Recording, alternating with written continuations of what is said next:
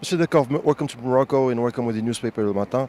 First of all, what represents for you this kind of initiative here in Morocco?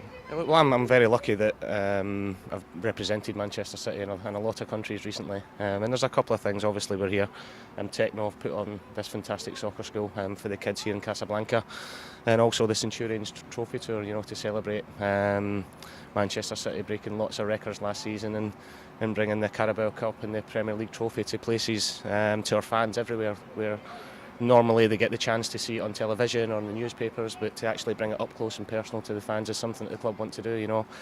As big as the club are on the pitch and successful, off the pitch they're fantastic with the stuff they do in the communities as well. Well, as a former professional football player and an actual coach, what kind of advice can you give to the youth in the path through the professional football player life? Yeah, well, look, I was very lucky to have a career over 21 years in playing, and the best advice I got, and the two things that made me be a professional footballer was, one is just be the best you can all the time, and work as hard as you can all the time.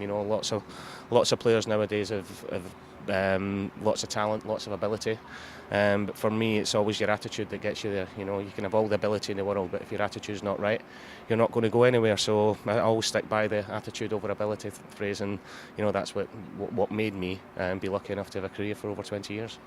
Well, do you have an idea about Moroccan football? Do you follow some football players back in England, or do you follow the performance of the football national team during the World Cup in Russia? Yeah, even in previous World Cups, Morocco done really well. I thought they were very unlucky in the summer in Russia.